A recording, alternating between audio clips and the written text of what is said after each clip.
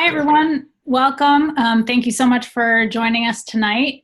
We're excited to be doing this webinar with the AANEM on COVID-19 and neuromuscular disorders. My name is Amanda Guidon. I'm an assistant professor of neurology at Harvard Medical School, and I'm on faculty at Mass General Hospital, where I direct the Myasthenia gravis clinic and the Neuromuscular Medicine Fellowship. And I'm joined today by...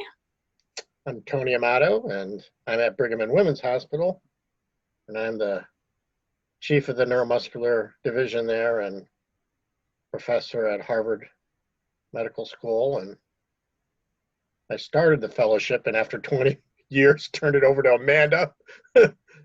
Thank goodness. She's done a wonderful job. Great. So we're excited to be here with you tonight together, and let's see, can everyone see my screen? So here is the accreditation statement, and at the bottom is the information about claiming CME, and I understand it's also going to be in the chat box. So tonight, what we're going to do for the aims of the webinar is talk about what we've learned about neuromuscular complications of COVID-19 that may be directly or indirectly related to coronavirus infection. We're going to cover new onset neuromuscular disease, as well as the role of COVID-19 in potentially complicating the treatment of underlying neuromuscular conditions or exacerbating underlying neuromuscular conditions. We're going to discuss how clinical practices, research, and training programs have been modified to prevent the spread of COVID-19 and also care for patients with neuromuscular disorders during this really unprecedented time. So we're going to be going through slides. We'll have some discussion between us, we hope, with all of you as we go through. We have received a lot of your questions that you submitted in advance. Thank you so much. And we'll also have a time for question and answer at the end, where we will try to address your questions. So a little bit further, first we'll talk about the risk of neuromuscular disease with COVID-19 and some general risks for patients with underlying neuromuscular disease. And we're starting very general, even though there's not much data, just to provide an overview, and that also was a lot of what a lot of the questions people had were related to. And then we'll talk about specific disorders, including Guillain-Barré syndrome, Myasthenia gravis, including a case, myopathies, and myositis. And we'll talk about systematic change in neuromuscular medicine and how really we've changed how we practice and changed how we work with one another and within our hospitals and institutions and with our patients to provide the best care we can during this time. So I'm going to be doing the introduction, talk about Guillain-Barré syndrome. Tony is going to present a case. I'll talk about myasthenia. He's going to talk about myopathies and myositis. And then we'll both go back and forth and talk about education, clinical practice, and he's going to talk about research. And then we'll both answer questions. So that's how we're going to structure the next hour and 15 minutes. Great. So just speaking very generally, what are some of the potential neuromuscular complications of coronavirus 19, and why are we concerned that our patients may be affected at a proportion to other patients? Well, we know that coronavirus 19 may have a risk of causing a new neuromuscular disease, such as Guillain-Barré syndrome, which we'll talk in detail about, and myositis as well. The critical illness that is resulting in many patients, unfortunately, with ARDS also puts patients at risk of critical illness myopathy or polyneuropathy. There's also a risk of infection exacerbating known or unmasking previously unrecognized neuromuscular disease. We know that infections in general can unmask underlying autoimmunity in autoimmune neuromuscular diseases, and we don't think that coronavirus would be any different. We know that infection can cause stepwise worsening in degenerative processes or hereditary disorders, or cause exacerbation. And sometimes patients may return to their baseline, sometimes not. We know that patients who are on immunosuppressant or immunomodulatory therapies may be at increased risk of contracting COVID or at risk of more severe disease. Looking to the future, hopefully when one day we have a vaccine, immunotherapies might make vaccines less effective. There are potential risks to neuromuscular patients for treatments for COVID-19 that are in use or that were initially proposed. And there's the potential risk of new incident neuromuscular disorders with vaccines. So when we think broadly about different neuromuscular disease and we try to think of risk, there is not good data at this time. Data is emerging as we gain more experience with coronavirus, but we don't have good data at this time. What we can say is that we suspect that patients who have underlying bulbar weakness or weakness of respiratory muscles are likely to be at high risk or higher risk than patients who do not. And that applies to the broad range of neuromuscular disorders that we see. We do think that probably the patients who we see who have neuropathies that are idiopathic or related to nutritional causes are likely not at increased risk from coronavirus, but most of our patients would fall into one of the higher risk categories. So first, we're going to talk about Guillain-Barré syndrome as an umbrella for acute neuropathies, which may present in association with COVID-19. So why is there concern for GBS with COVID-19? Well, we know that there is a risk of GBS with other viral infections like influenza and H1N1, Zika, and Epstein-Barr. And so, and we've also seen that it's been reported rarely with other coronaviruses. And so we think that that COVID-19 would be no exception to that.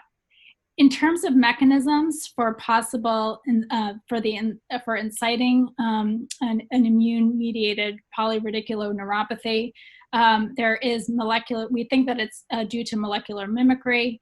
There are specific viral proteins and proteins on peripheral nerves and gangliosides, which cause an innocent bystander attack against myelin or axons. We think that this is probably a para or post-infectious process with timing in the weeks after the infection, which reflects adaptive immunity driving the process. And there's no robust evidence at this time of direct viral invasion into motor neurons or peripheral nerve, as we see with other viruses like poliovirus, for example. So what has been reported to date? Well, in the past 6 weeks or so, there have actually been a number of additional reports that give us more of a sense of Guillain-Barré in COVID-19. And so we're seeing that GBS seems to be a rare neurologic complication of COVID-19. There was a study that was published in early July in The Lancet, which looked at published cases of neurologic complications, and there were only 19 patients worldwide in the literature who had been published that had GBS associated with COVID.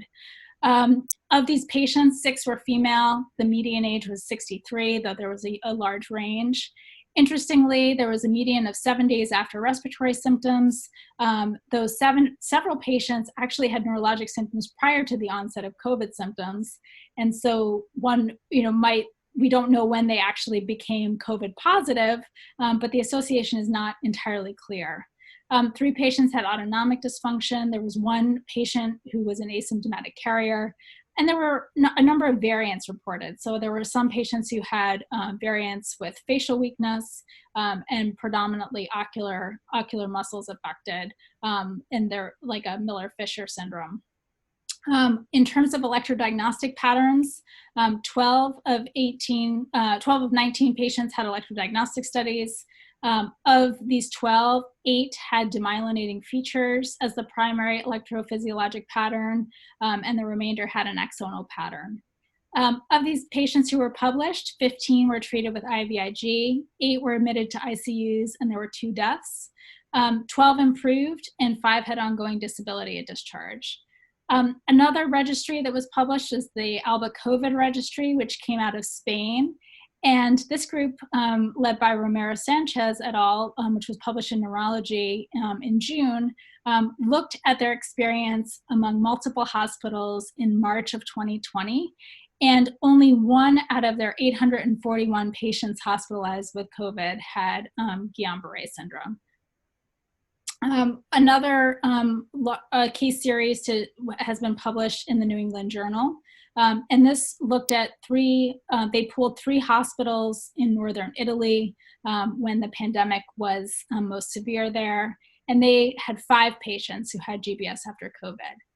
They estimated that this was 5 out of a denominator of 1,000 to 1,200 patients with COVID who were admitted to these hospitals at that time. And so the incidence was higher than one might typically expect with GBS, though the other studies to date have not shown that higher incidence. When we look at Table 1 from the New England Journal paper, we see that patients were quite severely affected and typically required intubation, had prolonged disability. So what are the unique challenges of GBS in the setting of COVID? I think the main challenge that I see is determining which patients with prolonged weakness we consider an alternate etiology for after their critical illness, and which we don't. So we're going to see patients with prolonged respiratory illnesses and complications related to critical illness, myopathy and polyneuropathy. How are we going to distinguish those patients clinically, and who do we work up further when we're going to see so many patients with weakness after their illness? We might have possibly limited electrodiagnostic studies due to minimizing risk of exposure to staff. And then we need to think about causality. So how can we say that the Guillain-Barré is related to COVID or not? Is it just idiopathic and presenting at the same time? So we want to be somewhat mindful about assigning causality in these settings. And so there have been a number of groups that have talked about this very issue in terms of really being very precise about trying to determine the etiology of neurologic symptoms in the setting of COVID. Are the symptoms related to just severe illness or coincidence?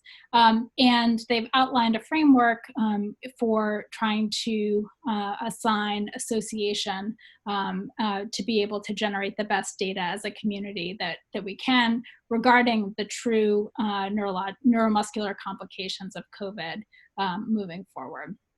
In the Lancet paper, the WHO also assigns case definitions and talks about trying to assign causality. So in summary, we think that GBS is probably rare related to COVID-19, though we really need case control studies to be able to evaluate that. If patients do have GBS, the management does not differ significantly. Even though we're concerned about a thrombotic or risk with IVIG, we still use it as first-line therapy. And then consider testing for COVID-19, and even if patients are asymptomatic, if they develop GBS during this time. Most likely, if they're admitted to the hospital, they would be tested anyway, but definitely a consideration to keep in mind. So can I ask you a question? Yes. So I haven't seen any Guillain-Barré, and I was kind of surprised. I thought I wasn't sure we would see it. Expecting that we might, and with the scattering reports, wondering, but I guess it's a little reassuring that I haven't, because there's only a few reports given the many cases. But have you seen any cases at Mass General? We have not, Yeah. and so all the GBS cases that we've seen during this period have not been associated with COVID. And we actually looked in our database at which is shared, between MGH and the Brigham, and there were no cases associated with COVID. And we had quite, a significant wave earlier in the spring. And so I think that also, suggests that at least we weren't, seeing a lot of GBS with it. Right. So the only other issue, and you kind of alluded to, is,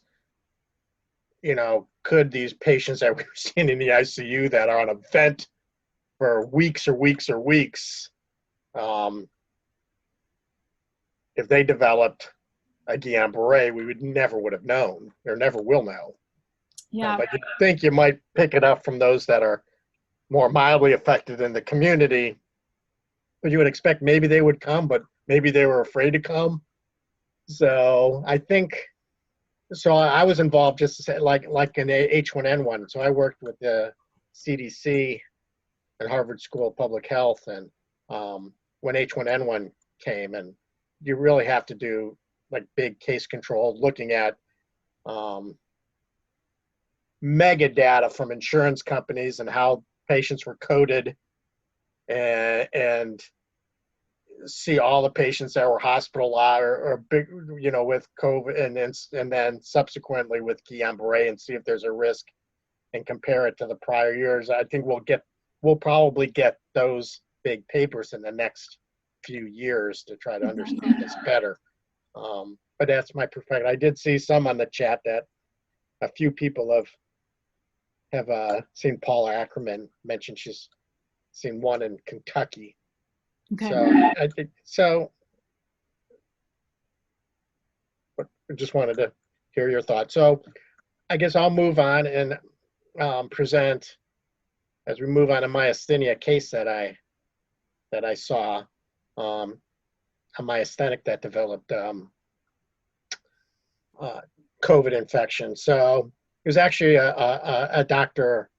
He was from Haiti. He's 43, and he had fluctuating generalized myasthenia gravis. Had antibody positive, and I diagnosed him 9 years ago when he presented in a crisis. Treated him initially with plasma exchange, and then high-dose prednisone. Workup showed a large mediastinal mass, turned out to be a thymoma. He had a resection in November. And then after surgery, we added Mestin on, and I was into a methotrexate phase way back then. Kind of depressed at all the negative CellCept trials. I tried that. And was able to slowly taper his prednisone, and then tapered it off methotrexate. And then in June 2014, he had an exacerbation of myasthenia in the setting of an infection with chikungunya. And so had to restart some low-dose prednisone with a slow titration up and Mestin on. And it took to about 35 milligrams of prednisone daily until he was essentially asymptomatic, and tapered him down, but I could never get him below 15. So I added azathioprine, and then he developed the typical flu-like symptoms and elevated LFTs with azathioprine. So I stopped that, and then he went into crisis, had to intubate him again. And at that time, really was plegic. Gave him a plasma exchange, high-dose steroids, CellCept. He's still quite weak, so you treat him with IVIG. His course is complicated by Pseudomonas while he was in the hospital. So things that you worry about in the COVID days, and that's why I'm bringing that up. So again, insurance wouldn't pay for his CellCept, so I had to stop that. But I was able to get him Rituxan, so started him. He got it in October, November 2016, and then in July, August 2018, and then August 2018, and he did seem to get better, even though he was antibody positive. And we know, at least there's the NeuroNext study that hasn't been published yet, but the Rituxan didn't seem to work in the big group of patients in the neuronex. In him, it seemed to have an effect. And I was able to taper him down to prednisone 10 a day with very minimal, if any, symptoms, with just giving Rituxan once a year. I had last seen him in January, and he was pretty normal. And then in April, I got a call from his PCP that he had a fever, he was fatigued, had a dry cough and runny nose. I said, get him to the hospital. He wasn't short of breath. He was tested for COVID and positive. And really a couple of days later, he then got short of breath, went to the emergency room, where I was called again and say, admit him and watch him really closely. And his vital signs, he was hypertensive, but a tachycardic at 110, but his respiratory rate was 38. He had a low-grade fever. He was very alert. His speech was fluent.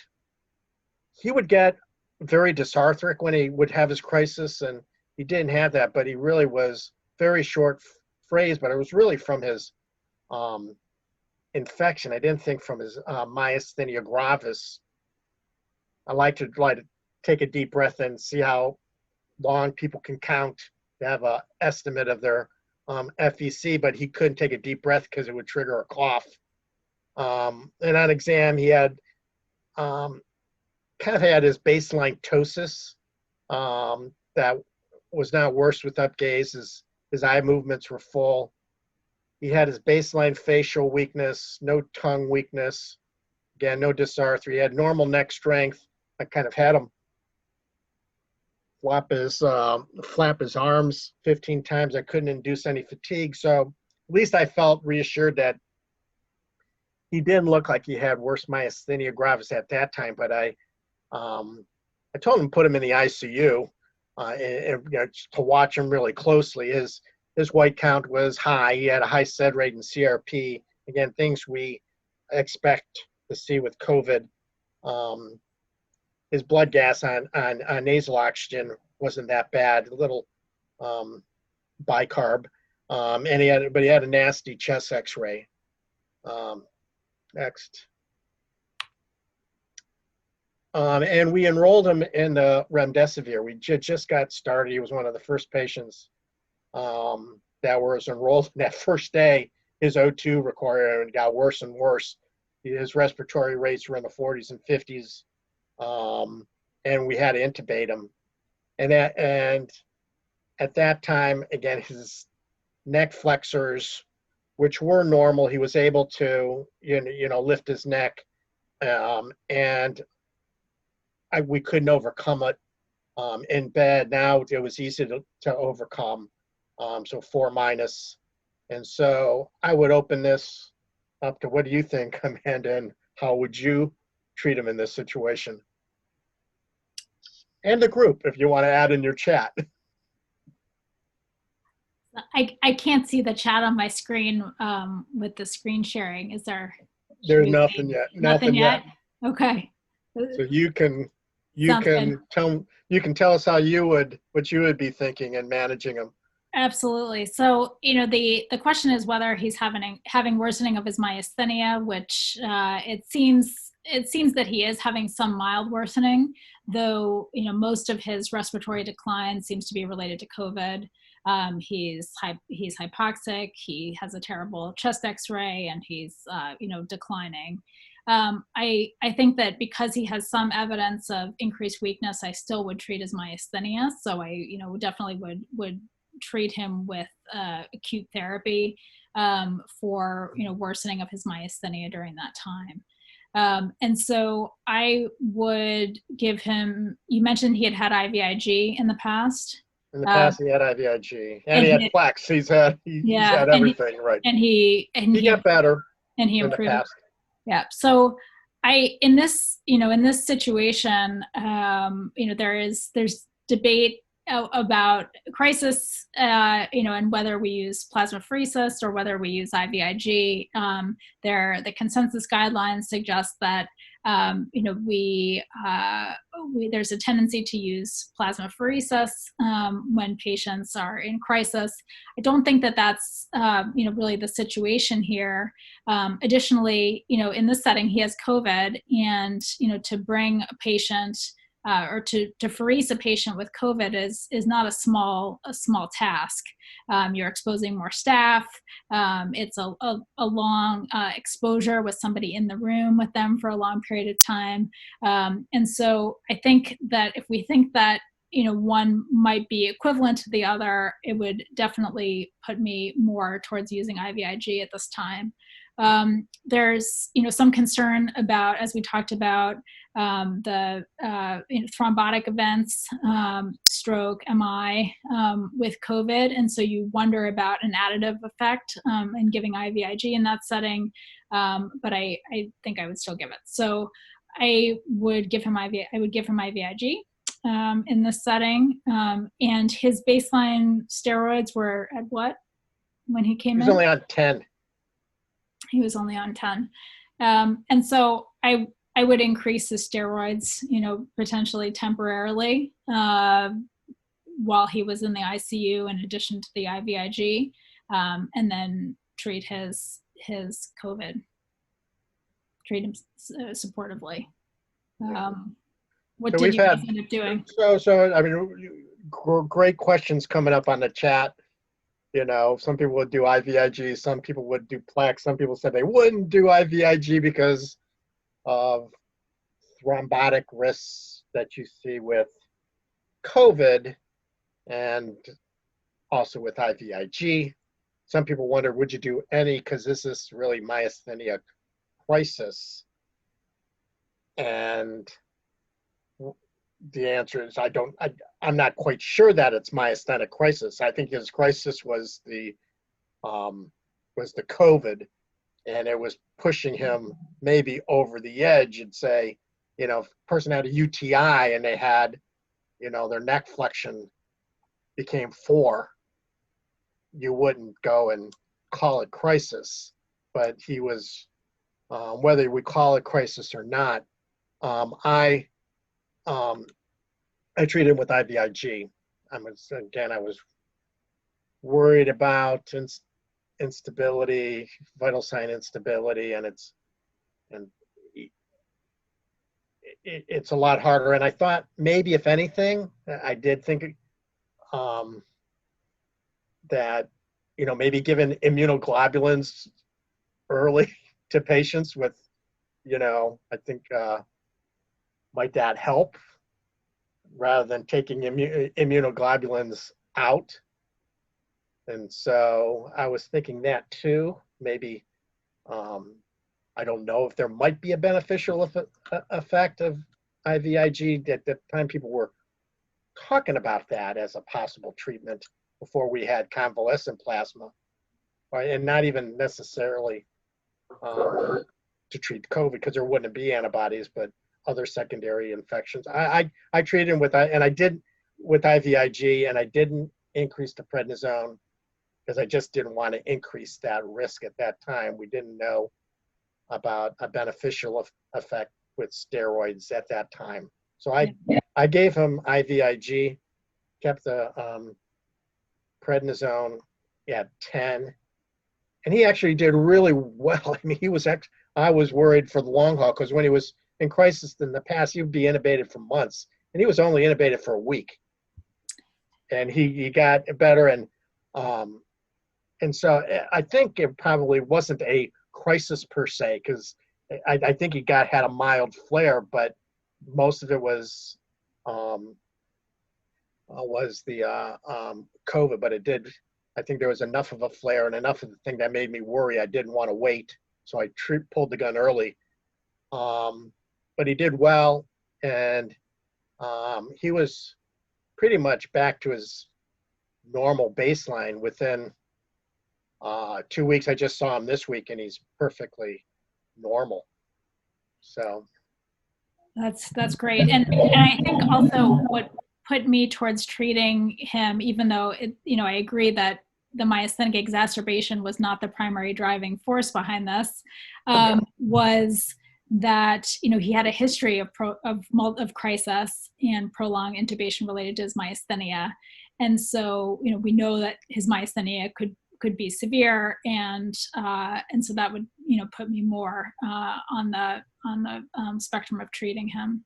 And we've had other comments here on the thing that, dexamethasone or steroids began. We didn't have that information of steroids being, at the time, we didn't know whether it was be beneficial or not. So certainly you could, high dose steroids, of course, could worsen myasthenia gravis. So, you might not want to use the high dose dexamethasone that you do with COVID in a patient with myasthenia gravis, because you might make that worse. I mean, question of doing a rep stim to decide how you were going to treat him. Well, I knew he was worse, so the degree of it, and I don't know if the rep stim is going to tell me the degree that he's in crisis, if he's got a decrement or it's just a flare when he has a decrement. I mean, and then bring in a machine and expose people. I didn't want to do that. So I didn't know that neurophysiology was going to help me. So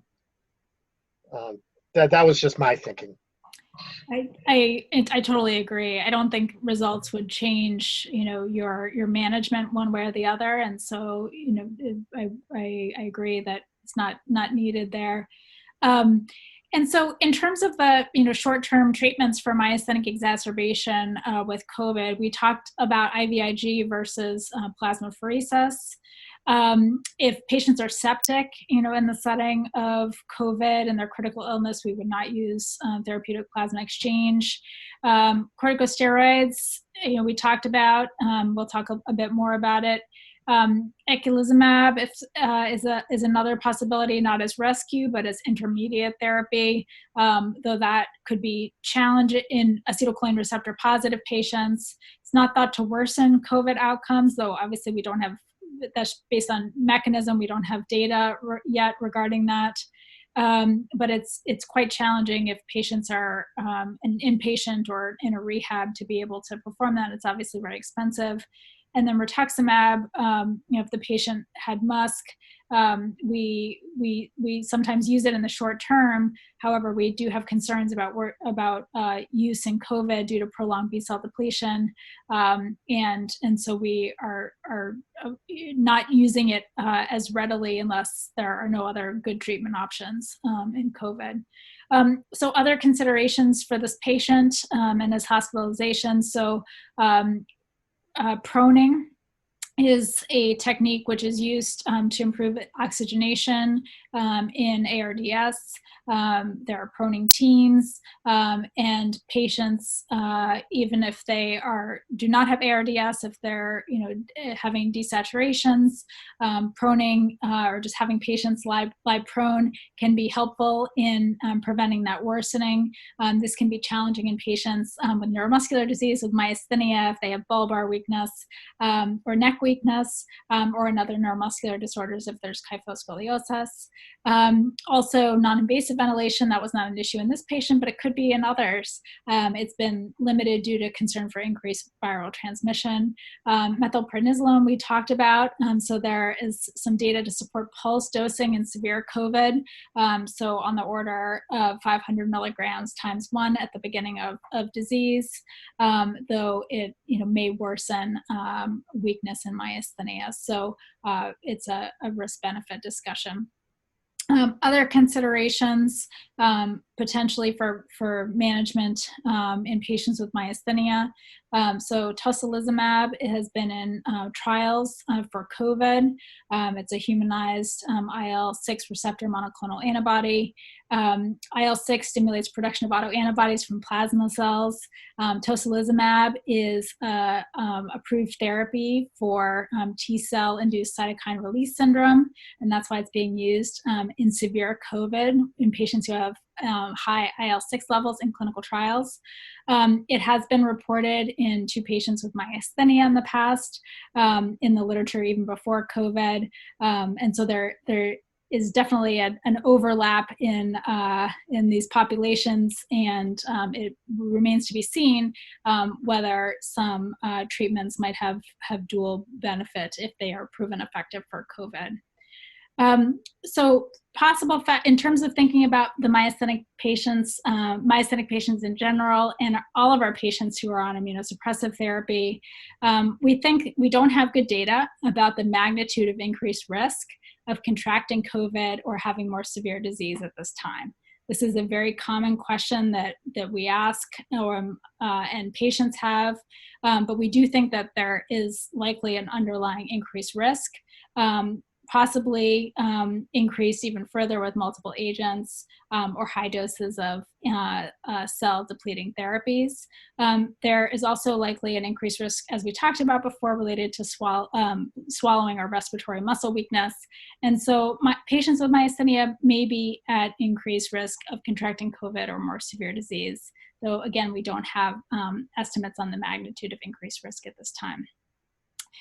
To deal with some of the uncertainty in terms of management at this time, there was an international MG COVID working group that was convened that published guidance statements in March of 2020, which are helpful in terms of thinking through these issues until there is additional data. And I think it's important that, they, and certainly I think we all emphasize with our patients, that most patients, even if they have COVID and myasthenia, will likely have mild disease and should still continue the best practice standard of care for their myasthenia. There may be a need to adjust or increase or decrease some medications, but we don't need to completely reinvent what has kept patients stable due to theoretical risk at this time. And that is echoed in the guidance statements. Various medications also, which have been initially at the beginning, in particular of the pandemic, used like azithromycin and chloroquine, can also worsen weakness in myasthenia. And so that is important to know as well. We recently published a case series along with colleagues at Boston Medical Center of 5 patients with myasthenia and COVID who we saw this past spring, both at MGH and Boston Medical Center. It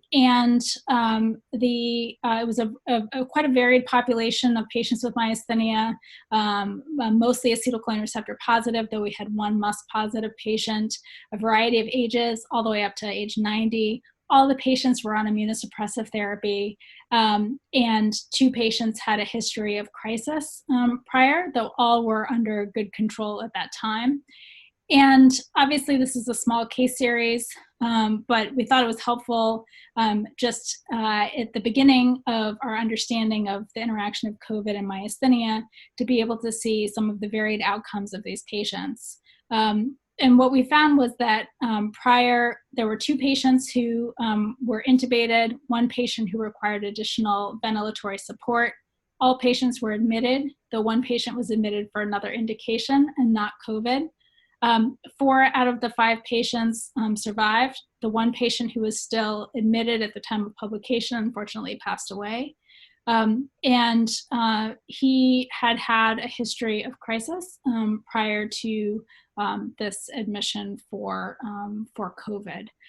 But in general, what I took from this was that in this population, age did not determine outcome, severity of disease did not determine ultimate outcome with certainty.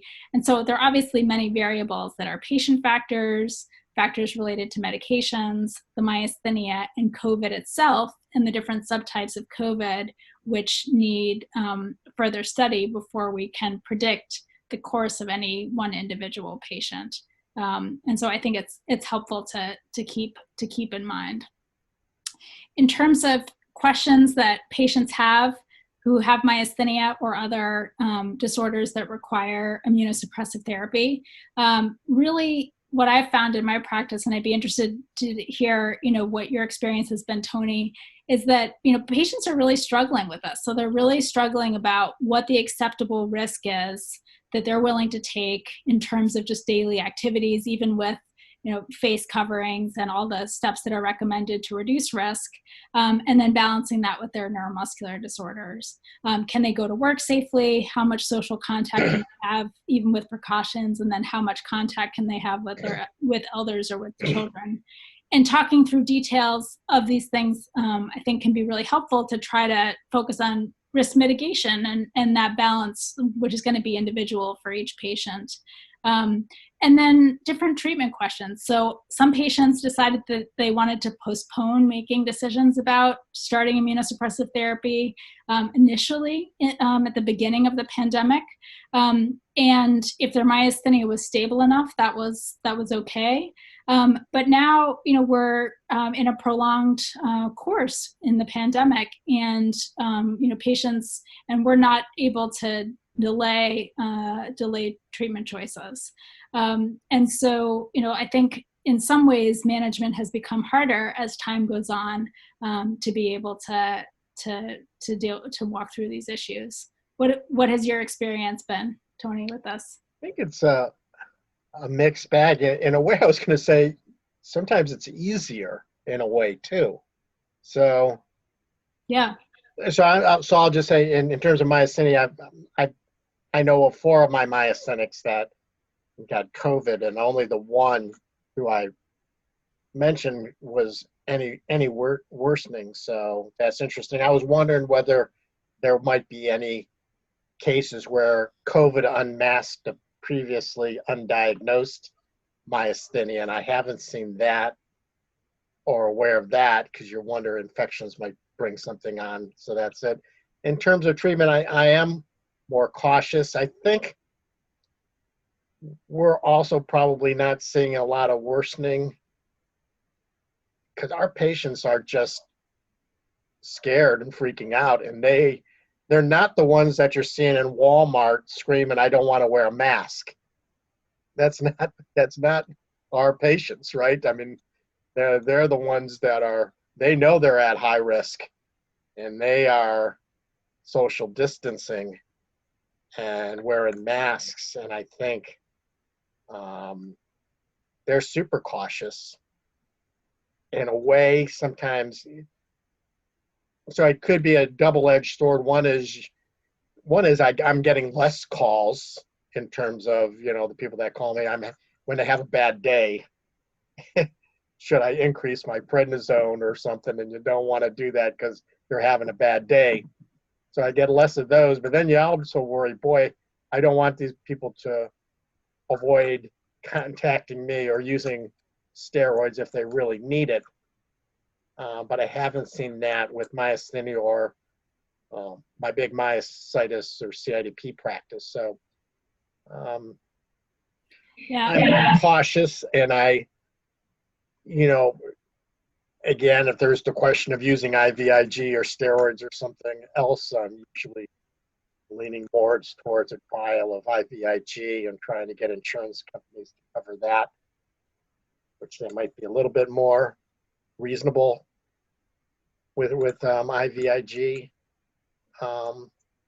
When you talk about, well, do you want to pay for a long hospitalization for COVID, or just pay for the IVIG? So sometimes you could talk to an insurance company that way. Yeah, I mean, I think we don't really know I think it's a challenge because, we don't really have good data about the added risk of immunosuppressive therapy. And so I still am, I'm still pursuing kind of standard practices in most patients. Yeah. So I'm not really changing my course. I would say I give them what I think they need, but I might be, again, I am a little less ginger and being aggressive on steroids maybe, but. Certainly one thing that we can do is think about spacing out, for example, dosing. Are they on the minimum effective dose, things like that. And so I think that has been helpful, considering the reduced frequency of contact with healthcare providers, And we don't have good data about the relative, risk of COVID with home infusions versus infusion centers. But if patients have to take public transportation or other things to get to the infusion center, that might change the risk discussion with them. So considering that with each patient can also work to minimize added risk. There has been a database that has been put together, and hopefully we will have some additional data on larger groups of patients with myasthenia. This is being headed by Sri Mapudi at Stanford and Richard Nowak at Yale and Jeff Guptill at Duke. And anyone who has patients with myasthenia can enter data. It's very a user-friendly REDCap database, and you can get to it through the myasthenia.org website, and they update their enrollment information. There were over 40 patients who were entered as of like mid-June. And so hopefully we'll be able to have more objective guidance from this. Okay. And Jorge Belacqua, it mentioned that, and he doesn't typically, and a lot of people don't alter, change immunotherapy in somebody that has a random viral infections. That might be so, but this probably isn't your standard viral infection.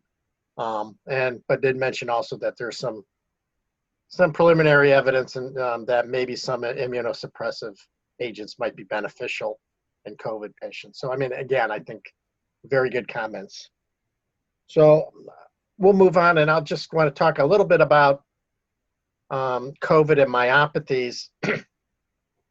And again, SARS and MERS, we knew from those literatures that there was a high prevalence of patients that had myalgias in CKs, and we mentioned that in our paper. We suspected that we were going to find the same kind of thing with COVID-19, and we have.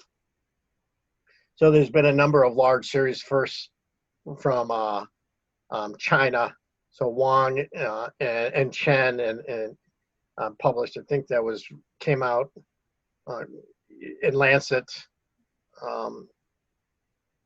not too long ago, and Wang had 41 hospitalized patients, and 44% had myalgias or fatigue. Again, that's not uncommon though when you think of common colds. How many people with a common cold get myalgia and fatigue? I don't know that I would say that's a definition of a myopathy, but 33% had elevated CKs.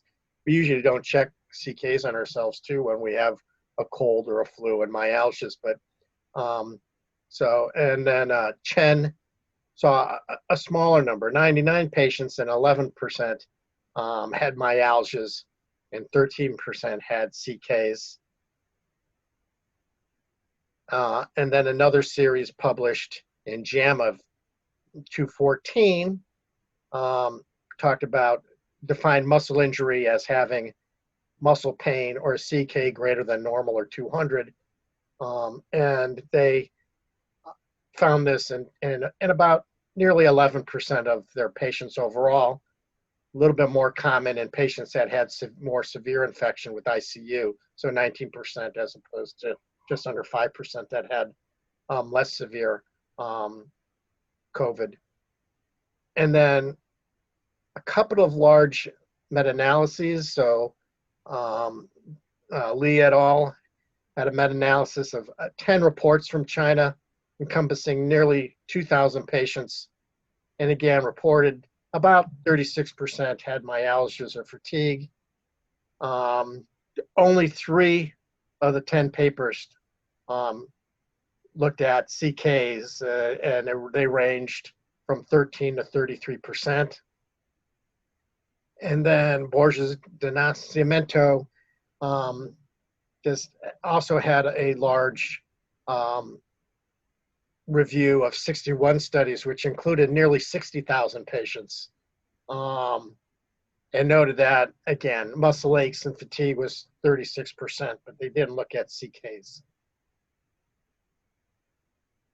And then I think you mentioned this large registry of that was published In neurology of neurological complications, there was 841 patients in Spain.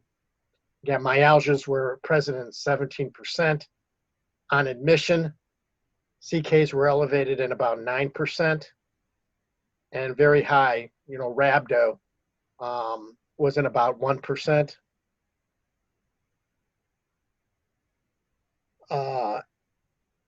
And in terms of weakness, weakness was, again, demonstrated in 3. Now, I mean, it's not neuromuscular physicians examining patients, but and 3 patients had abnormal EMGs, but what percentage of patients, and none of them had muscle biopsies. And then aside from these big, large series and meta-analyses, there are smaller case reports, mainly like of rhabdo, so rhabdomyoglobinuria,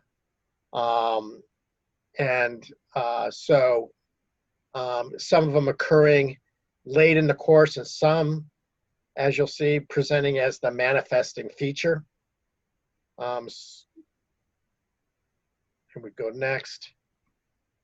And again, this is kind of, these are all just the small case reports, again, of individual cases of rhabdo. So they can occurring in children and elderly in the middle of the course and as the presenting feature. And then one series, and it was actually in a kidney journal, of looking at kidney biopsies, and they found a handful of patients that had casts that looked like they may have had myoglobinuria, an injury related to myoglobinuria. So again, looking at the totality of these papers, myalgias and fatigue were present in 1/3 to 40% of patients. Again, I'm not surprised. You get the flu, you get the common cold, you're going to get myalgia. So I don't know that that means you necessarily related to a direct viral infection of the muscle, or whether it's related to cytokines and that are released. We don't know. I don't know that. So, but we don't know if there is a direct viral infection of the muscle, or maybe it's related to the cytokines and the systemic cytokine storm and causing damage to muscles. We don't know. We have a series, and we haven't done that, of 18 patients who died and went to autopsy. And we had muscles, and I'm going to be reviewing those, but I don't know. I think only 1/3 of those, so maybe 6, had high CK, and I don't know that and it's not like I don't know that when they did the biopsy, that's like they had MRIs or EMGs that I know what was taken for a tissue sample at the autopsy was something that has affected muscle, but we're standing up all that muscle. And so I hope to be able to review those cases and those slides in the next few weeks. One thing we did discuss too is, what kind of drugs, and we wrote our neurology paper, what kind of drugs might be potentially myotoxic. And we know like chloroquine and hydroxychloroquine can be myotoxic and neurotoxic, but it's usually longer courses. And we didn't think we would see that because we wouldn't expect patients would be on that for a long period of time. But again, we don't know whether some patients are taking it prophylactically at crazy doses. So yeah, now you just don't know. And you hope that, though with the studies suggesting that it's not as beneficial as some had hoped, that we're not going to be seeing that. And remdesivir has been used like in Ebola. A lot of patients had myalgias. Again, I have not seen any published reports or data or safety data in regards to remdesivir and myalgias or CK as yet. And so we'll have to see. Next.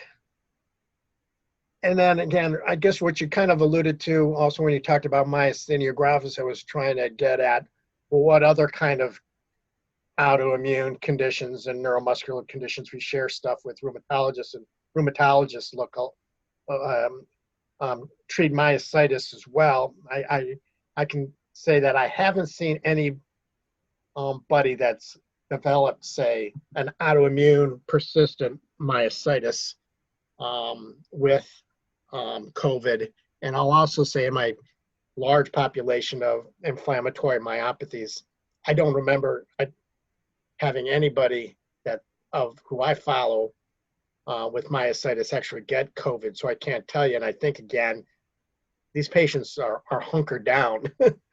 But in this series of rheumatology patients in Italy, there were of 916 patients who were followed, and 148 had symptoms that could be compatible with a COVID, but on testing, only 2 of them tested positive.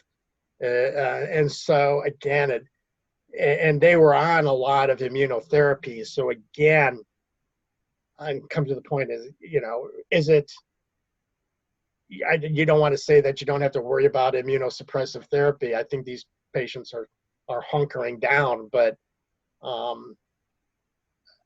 that's it.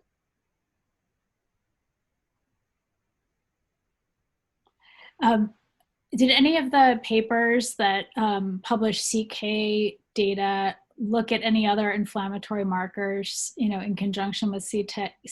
Because I know at least like when patients are admitted at MGH, they have like a very specific protocol of labs, that are followed and looking at, sequential like inflammatory markers over days. And I wonder, whether some interesting, observations might come in terms of like that might lead to a greater understanding of the etiology of the CK elevation and at what times in the illness related to the underlying sort of inflammatory condition. I haven't seen it. And there was questions about other viral like influenza. How often do we see this? Again, we usually don't check it, CKs. So I'm sure if we checked it more, I mean, they certainly have myalgias. We've all had the flu. And you certainly can get myositis with influenza. So you do see that. But I don't know if the incidence is any more or less with COVID. We're just thinking about it. It's on our radar screen. I think it probably is more. I think it's a more aggressive virus, but I wouldn't hang my hat on it.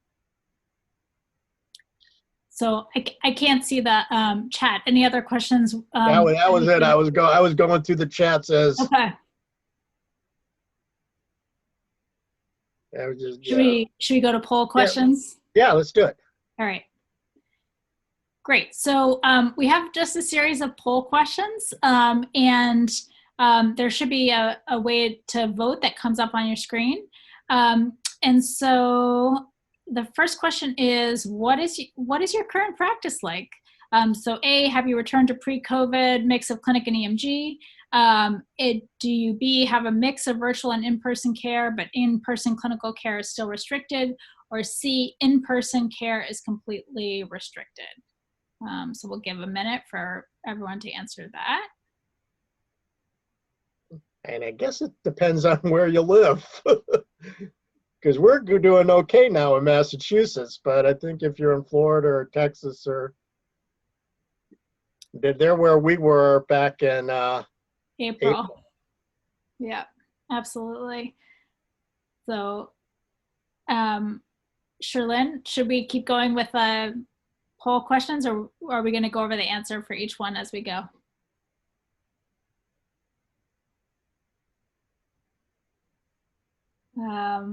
Okay, let's go on to the next question.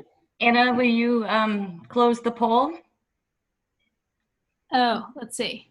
How do I do that? There we go. Great. Sorry about that.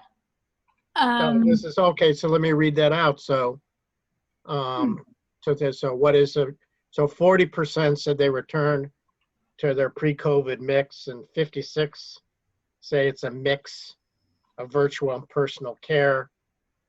In-person is still restricted. And then 4% say in-person care is completely restricted. And again, I bet it depends on where you're There at. you are. Yeah, absolutely. Okay, so about half and half there. And then for question 2, so how many patients have you personally seen who've experienced new onset neuromuscular disease with COVID?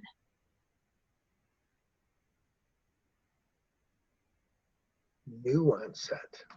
So new onset GBS or myositis, or a new presentation of an idiopathic disease. That's a little tricky, because if you'd say how many patients in the ICU I saw that may have had a high CK, that might be a little different. And I'm not going to count that. I'm going to count patients that may have had guillainbarre or myasthenia, or a true myositis, not just a high CK or myalgias. Great. And should we close that question? Great. Okay. So So what was that say? So they said in that poll, how many cases you've seen? 74% said none. 22 said 1 or 2. 1% said 3 to 5, and 3% said greater than 5. Yikes.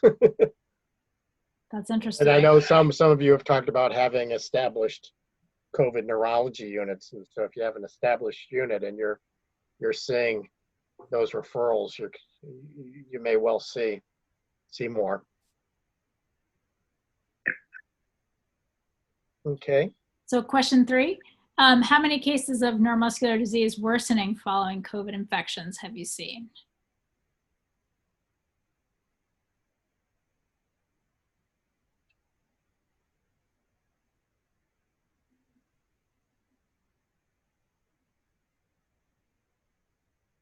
All right.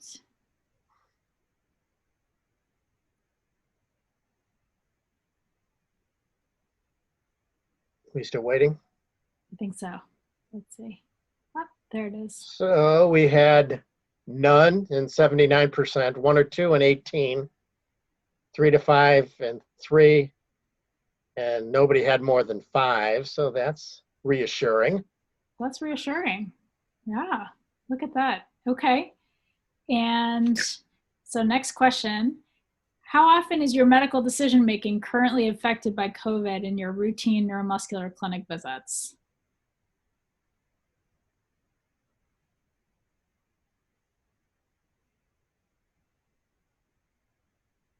I'm going to bet it's going to Be different than the other answers. I think it's, I have my, let me see if I'm right. All right.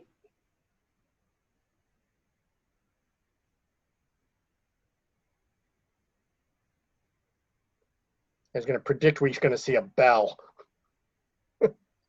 Sometimes this is safe. We'll see what people say. I'll guess C. Yeah, I think there's going to be a.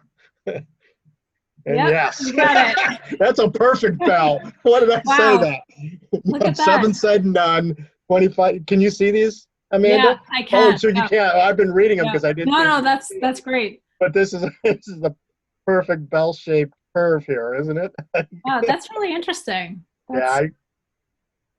I'd be curious, the people who are not affected at all, whether COVID has been in the community or not. Right.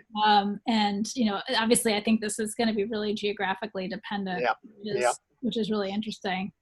How much have you changed your prescribing patterns of corticosteroids or immunosuppressant therapies during COVID? So the next follow-up question to how much is it influencing your thinking and medical decision making? And this Could be dose reductions. It could be changing course.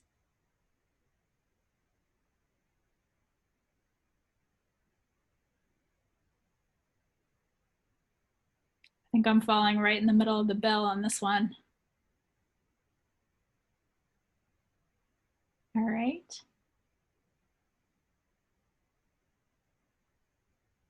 Yeah, it's a little more mixed because I think, again, you can say I want to be sometimes, or I said a little bit because I still still practice what I think is going to be best for the person. So I said a little bit, but certainly some people said, yeah, it's a tough one. Yeah. But it didn't change it a ton in a lot of people. Yep. So there were survey results were 38% not at all, 18% yeah. a little, 39% somewhat, 5% a lot, and I have stopped 0%. Okay, sorry, I forgot you're taping it. That's why you wanted me. I thought you couldn't remember you wanted me because Amanda couldn't see, or you're actually taping this too. So, how much have you changed your clinical trial enrollment practices during COVID?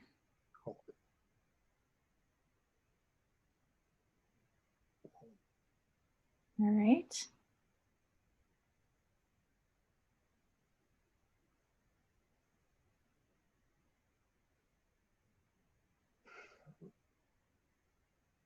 So this question leads us to the next area of discussion. And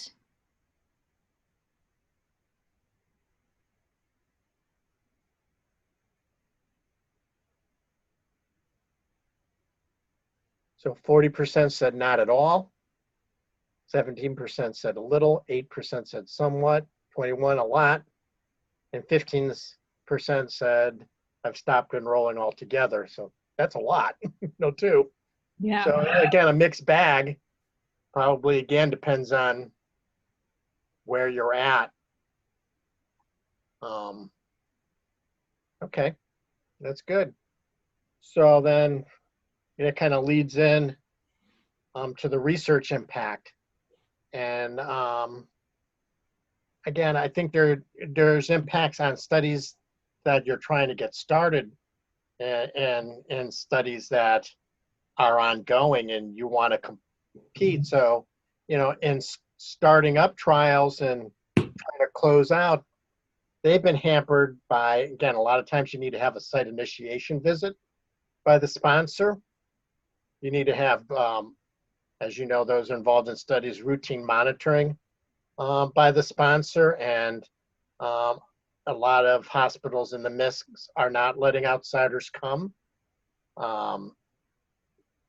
In studies that may have completed, again, you have to have a closeout visit and monitoring typically on site before you can close out a study and start analyzing the data. So all that has been impaired. Now, you can mitigate this and things that we're learning, and certainly the NIH and the FDA and our sponsors and industry are going to have to learn, well, we're going to have to think about doing virtual study visits and virtual monitoring. And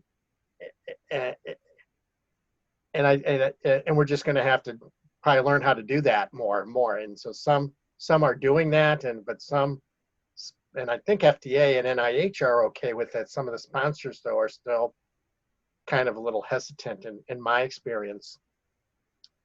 Again, FDA, in the midst of this at the beginning, we're really limiting on-site study visits. And you really had to say that you were treating a condition in which there were limited treatment options available, and the drug had a potential for benefit. So you weren't going to do a headache study. You could do an ALS studies, you could, right? Myasthenia, well, there's other options, and so you had to really think about whether you could enroll those patients and bring them in. Also, the big guideline is you have to have enough research personnel to do the study. So you have to have trial coordinators, nurse coordinators, or other coordinators come in, and so they have to be able to come in to do a study. You also have to have research phlebotomists and pharmacists and other co-investigators. And again, and many times in the midst of the pandemic and busy places, there's not research for pharmacists. There's no research nurses. You're getting pulled to the floors. And again, how do you define an essential employee that stays at home? And then you have to think about backups. If somebody, you have to have appropriate number of backups, co-investigators, coordinators, clinical evaluators, just in case they get infected too. Again, it's some of the participants that we see, again, where if you're doing, we see sick patients, say ALS, that you're muscular dystrophy patients that, have inflammatory muscle weakness. I mean, those are the ones you probably don't want. We want them to hunker in, the patients that are on a lot of immunotherapies. So we don't want them to come in. They may not want to come in. So again, we need to think about ways of doing virtual visits. With virtual visits, and then you have to think about, well, how they're going to get their study drug. So you have to go and ship the study drugs to the patient's house. You want to get safety labs, where they can't come into your lab. You have to try to arrange for them to go to their local lab, or have some nurse go and collect labs or phlebotomists and then send it. It does mess up some of the studies somewhat, because a lot of the major clinical trials want a central lab that have their own normative values. And if you have many, many different lab values, or going to different labs and their normals are different, how's the FDA going to look at that, in terms of regulation? So people are going to have to think about how you're going to do that. Also, blinding. So like if I'm on a myositis trial, so I'm blinded to the CKs. But if I order kind of a lab on the outside, and the lab comes back to me, I've got to make sure now that I have a blinded coordinator that can, oops, I've lost this. That I'd have a blinded coordinator to look at the data. And let me see, I can try to think about some of my other things that I said, but those were kind of the main ones. Of course, it's a lot of paperwork too. So now you're going to IRBs, aren't meeting as frequently. It's every time you do something differently, you have to submit protocol amendments, makes it harder.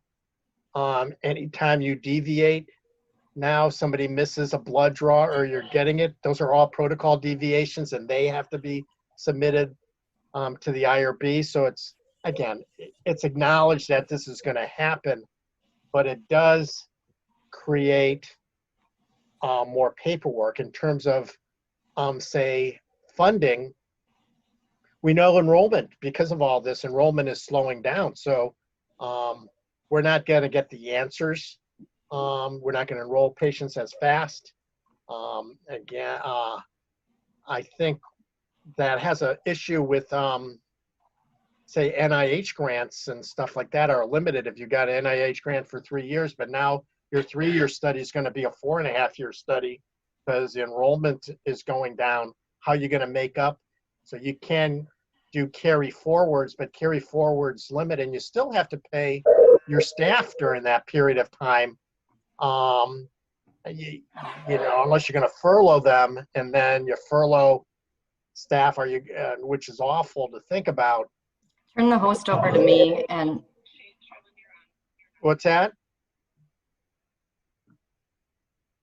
So Amanda just emailed me. She's logging back on. So yeah, her computer crashed and she's just doing it. So so again, I think that's another issues with grants and stuff like that is, how you're going to come up with funding to pay. You still want to be able to pay your coordinators and nurses during this time that you're not enrolling patients, so money's not coming in. And that's a stressor on all of us too. So I can open it up to the chat if anybody else have other kind of issues that they may have had.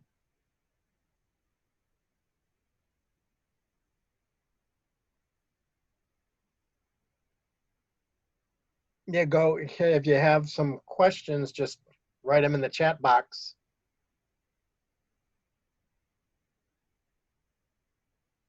In regards.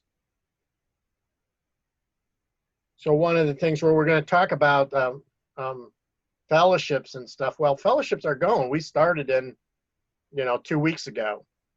And so that was the last part of this whole lecture was training. And it depends on your site. So we had our,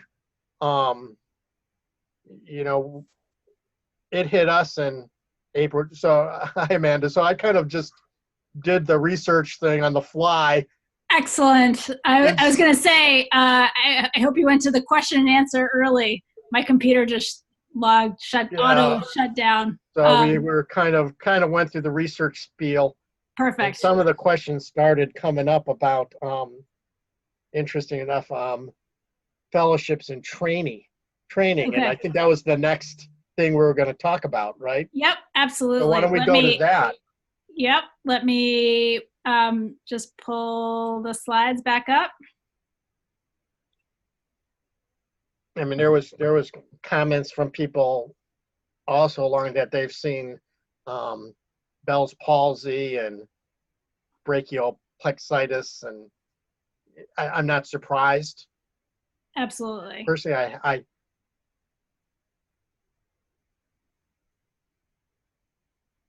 in terms of training, yeah. So Jorge mentioned they're only doing webinars, but we can talk about how we did this in the midst of our pandemic and what we're doing now. Absolutely. So in the midst of COVID, we basically were doing all remote clinics. For the most part. There were a couple exceptions, and then the fellows were, so we got them very quickly up to speed on virtual care and coordinated that. And then we were doing all of our didactics virtually. We added some new didactics to supplement, their learning, given the reduction in volume of the standard activities. And then they were doing inpatient EMGs. Some we, as an institution, had reassignment as well. And so we had that in the mix as well for faculty and fellows. And so, it really took a lot of just thinking with the fellows. The fellows were very involved in redesigning the process and what was most useful. And we're really invested in learning during the time and maintaining the community. And I think that was really essential to making the distance learning work.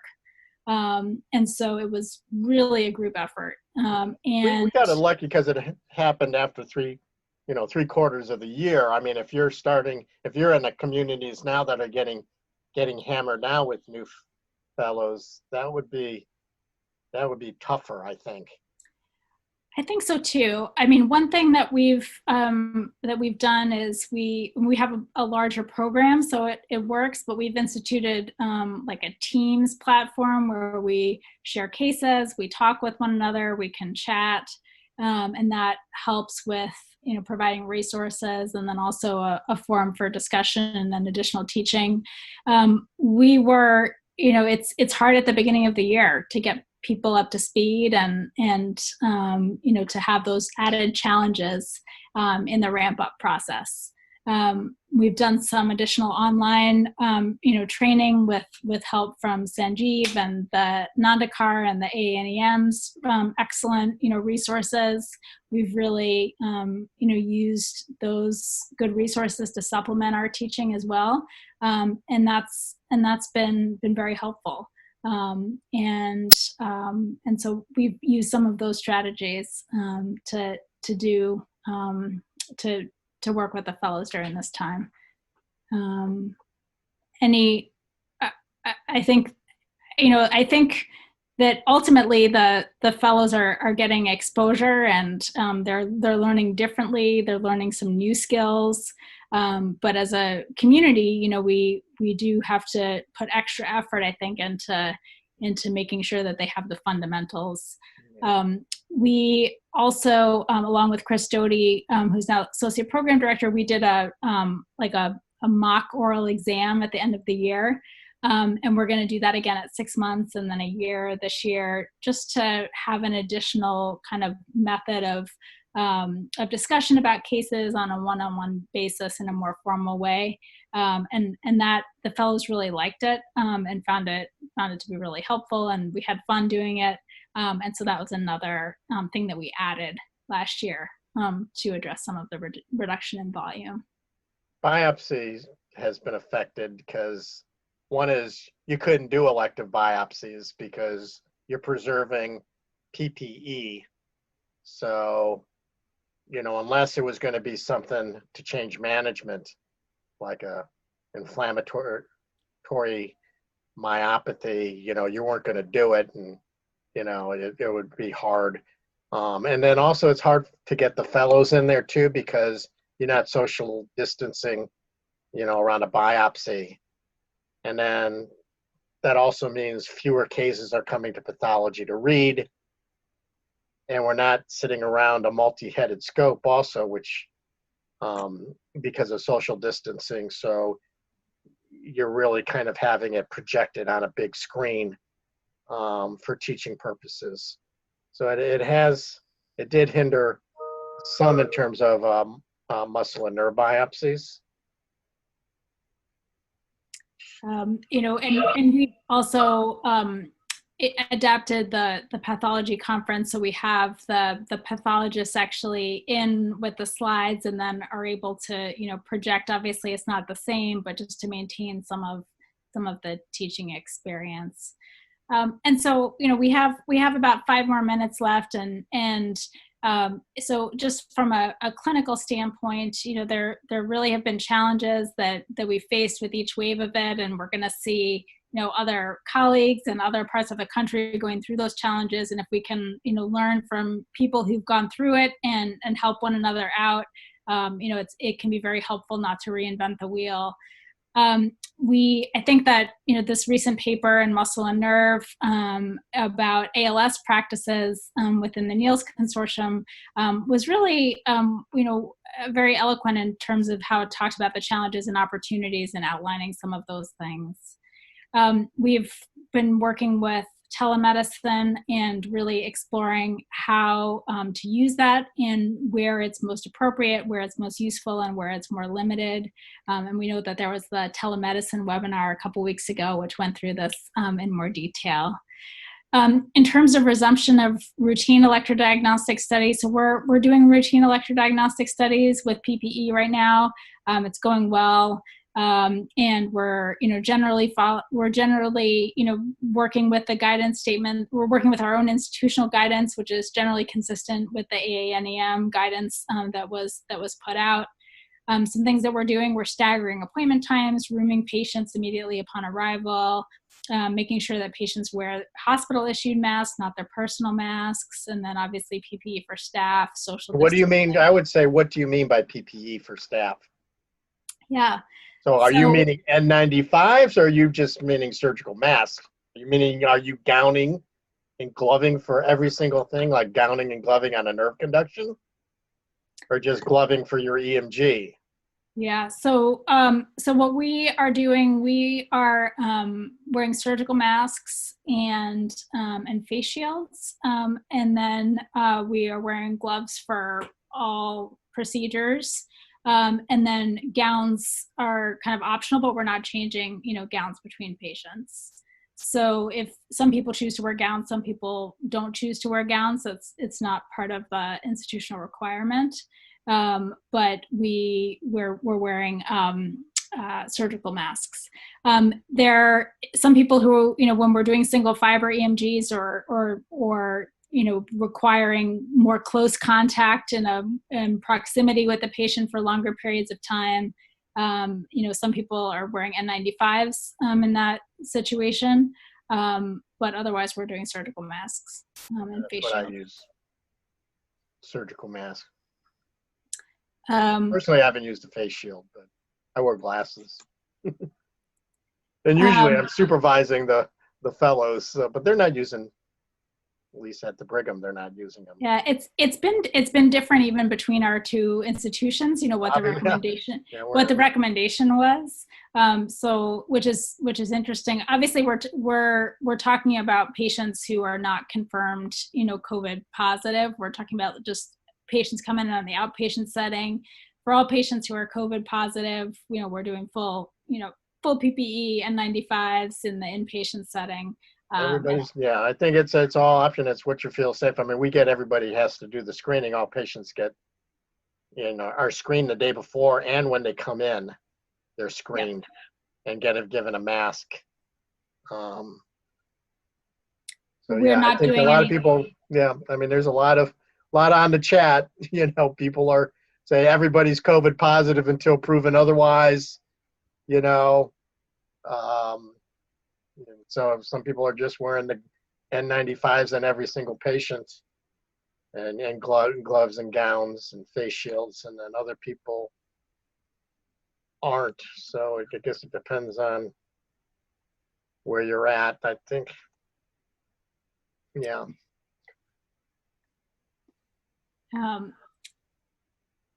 So I think with that, we'll say thank you to everyone for joining.